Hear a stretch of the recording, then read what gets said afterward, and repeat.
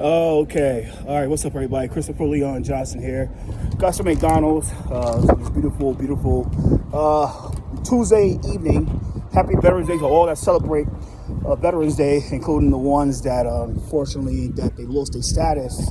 But when it comes to legality stuff, the way the government is when it comes to declare yourself a veteran is really, really complex.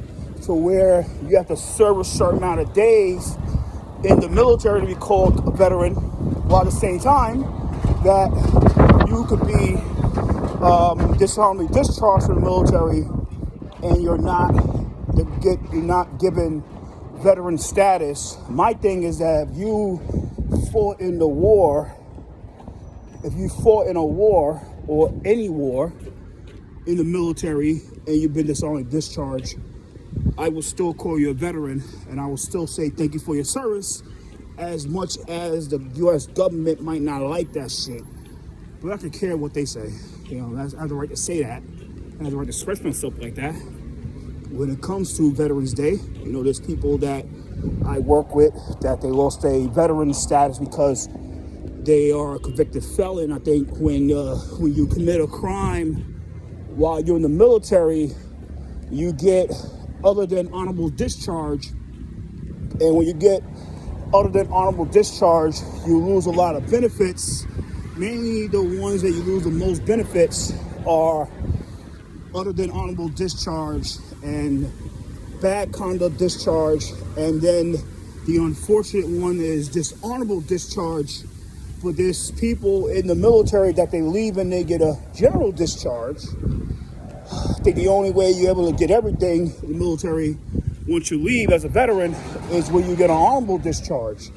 But at the end of the day, my line is, if you have been convicted of rape, a sexual assault, or if it's you committed a murder, I will respect you like the person that been honorably discharged and who left on a general discharge, because joining the military is something where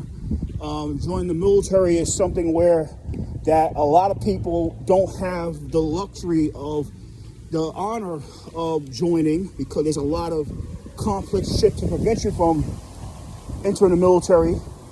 And the people that enter the military put themselves in a lot of risk of their lives and stuff like that. And a person today I want to honor today, myself, I know I'm not elected official, but the person I want to honor for Veterans Day is a person that is named Anthony Sabelli. A person, I think, try to keep it as minimal as possible, a person that served his country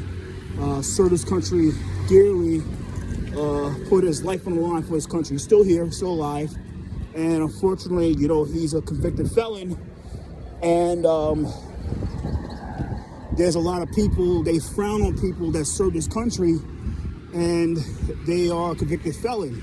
I believe, this is my thing, is that I believe that Anthony deserves the same amount of respect as the person that served this country and they're not a convicted felon. I think that people like Anthony Sabelli deserve a lot of respect for what he does for the city and what he does for the state of New York. He exposed a lot of things when it comes to the family court problem in the city of New York and the state of New York. Has a lot of knowledge, a real unappreciated person in the political world, but I appreciate what he does.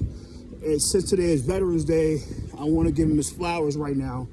Anthony Sabelli his flowers, and I appreciate what he does for the city and the state, and I appreciate him, what he does. He's a great person, great heart, and if people get to know him, you will know that he does a lot. He's a great person at heart. But it's something that when it comes to veteran affairs in the city in New York, the city has fallen real short when it comes to giving these veterans the proper respect. The veterans who serve this country are always in the back burner of things in the city. Not only they get the least amount of money when it comes to veteran affairs for the budget, they get shitted on by the city council And like I said many times, the reason they get shit on is by the city council because they can't use these guys and gals like they use the other people that work with the other agencies. They refuse to be exploited like how the other people will be exploited to get their agendas pushed. So you be like, well, why the fuck this agency gets millions of dollars while this one gets $100,000 because the one that gets millions of dollars, they willing to get on their knees and bend over for these elected officials to get things done, while the veterans don't. So it's a big thing about that. But there's a lot of things that go on with these veterans that they don't get the proper respect. They get shitted on. Why do veterans in the city of New York, especially the state of New York, can't get anything from the government first, while the people that fucking do drugs and shit like that, fucking drug dealers and convicted like pedophiles and shit like that, they come out of jail. I know I'm sort of from a church, sorry God. They come out of jail and prison, they get everything. They get all the government contracts, they get all the smoke shops, they get everything. But veterans that serve this country and they risk their lives, sometimes they lose their limbs and eyes and noses and breaths, and some of these guys get mental illness and shit like that. They come out of the war and the army and the military forces like the Space Force and Air Force and Marines and U.S. Army and Navy. They get nothing. They get fucking nothing. They get nothing at all.